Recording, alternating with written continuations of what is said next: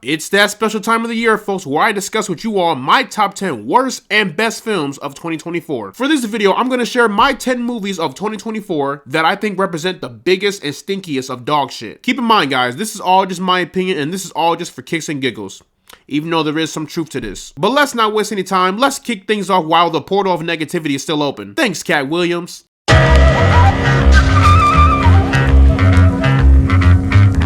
Kicking off this list at number 10, we have the 2024 reboot or retelling of The Crow. I don't think nobody on this planet wanted a reboot of The Crow. Like, why? The original 1994 film still holds up to this day. Meanwhile, the 2024 film has already been forgotten. Like I said in my review, this movie feels like a spin-off story that should take place in the 2016 Suicide Squad universe. And again, that is not a good thing. When you compare this dumpster fire to the 1994 classic, this reboot is not even remotely touching the classic. I didn't care for the characters, I didn't like the writing, the production was cool, but overall it felt very generic, and the villain was garbage, just some billionaire dude who got possessed by the devil. The only good thing that came out of this movie were the action scenes. Outside of the action, this movie is a waste of time. I can't recommend this to really anyone. At number 9, this may be a bit controversial, but hear me out, y'all. Madam Web. Listen, I know a lot of people have Madam Web in their top 5, hell, even their top 2, but hear me out on this. Universally, we all can agree that Madam Web is a terrible movie. From a technical and from a writing standpoint, this movie is abysmal. But Madam Web is so bad that it's good. And honestly, bro, I will watch this movie again, but for all the wrong reasons. This movie is a unique film when it comes to dog shit. There will never be another Madam Web. And let's not forget the god-awful ADR on the villain, because I don't care. Madam Web, 9th place. I will stand on that. At number 8, we have Tarot. Now, some of you probably forgot about this movie.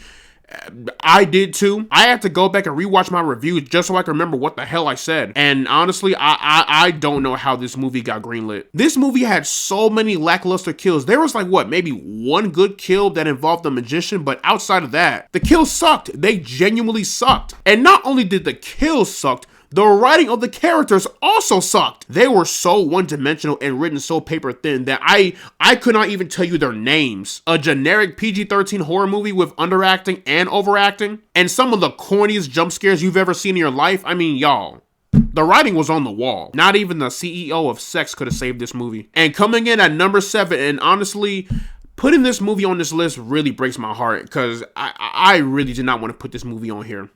But Joker, Foley, a doo-doo. You all should have seen the disappointment on my face when I walked out of this movie. I can't believe WB fucked up this bad. Like, this was one of my most anticipated films of 2024. Who thought making it a musical was a good idea? Like, there is no way y'all thought making this movie a musical would have worked. And that's not even the worst part. The freaking ending. You mean to tell me this whole time Arthur Fleck was not the real Joker? It was just some random dude in the asylum whom we've never met? And the amount of copium I've seen people inhale trying to defend this movie, saying it's actually a masterpiece or it's a great film.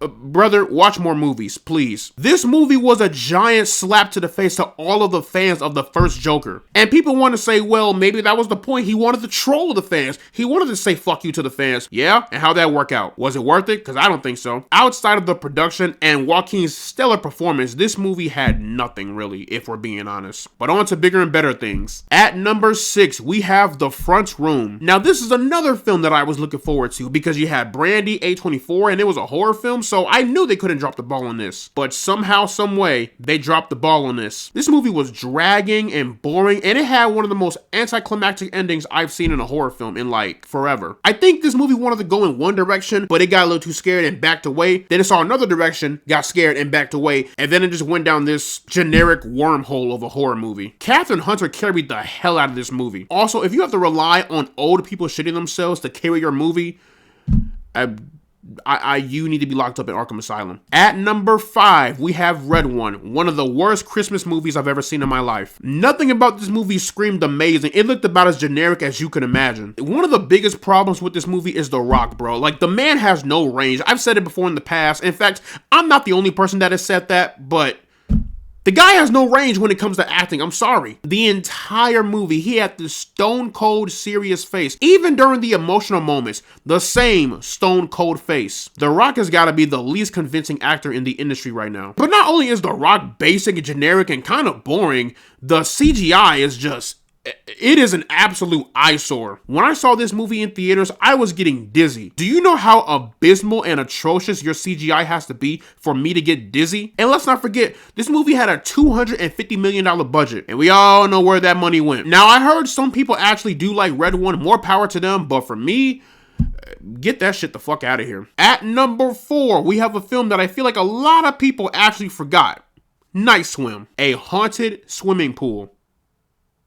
So this is what we're doing. This is one of those concepts that can easily be countered. For example, why don't you just move out or drain out the swimming pool? And here's the thing, it's not boring, it's just so fucking stupid.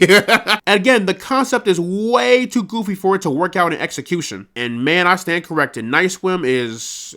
It is truly something. I didn't care for the characters. Some of them felt like they phoned it in, and it was a January release, so that tells you all that you need to know. And the ending was so goofy, you would have thought AI wrote it. Like, I kid you not. And that movie was only one out of the 3 L's that Blumhouse took this year. Coming in at number 3, we have The Strangers, Chapter 1. I have never seen the original Strangers nor Pray at Night, so going into this movie, I was kind of excited. And when I walked out of this movie, I honestly just wanted to end it all. A horror movie about masked psychopath killers.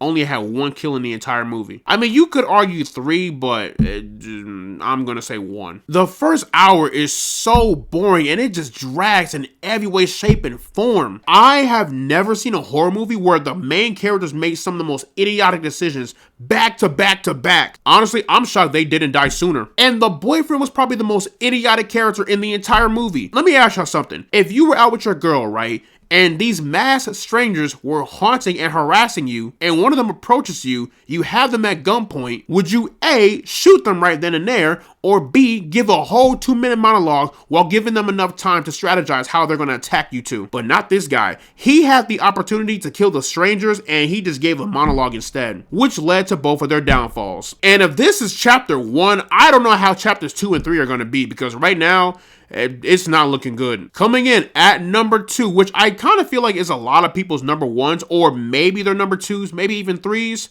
Borderlands. This is one of the worst movies I've ever seen in my life. I shit you not. I genuinely cannot remember the last time I've seen a movie where all of the actors had 0 chemistry with one another. That was baffling to me. Everyone had no chemistry. They were clearly all there for a paycheck. And honestly, I don't blame them. The only experience I really have for this franchise is Tales from the Borderlands.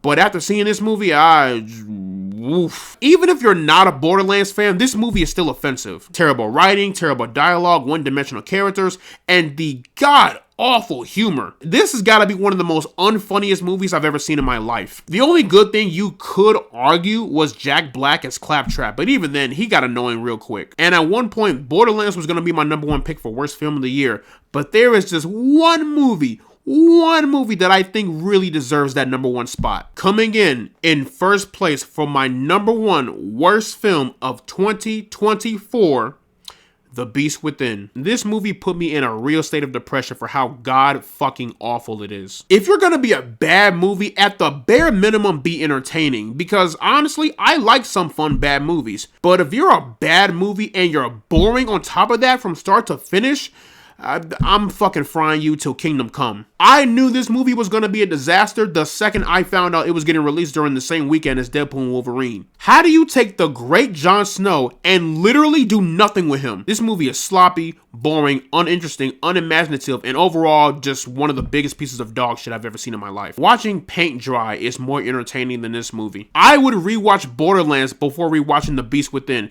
That is how awful this movie is. I was just so bored out of my skull. Like, I was literally about to walk out. And how is your story both predictable and convoluted? Like, make it make sense. And you know what's crazy? The most interesting part of the entire movie doesn't happen until the last 10 minutes. Even then, the payoff was not worth it. And honestly, I will never watch this movie again. But yeah, y'all, that was pretty much my top 10 worst films of the year list. Let me know down in the comment section below what you guys thought about my list. Did you love it? Did you hate it? What is your number one worst film of 2024? Whatever you thought, let me know down in the comment section below.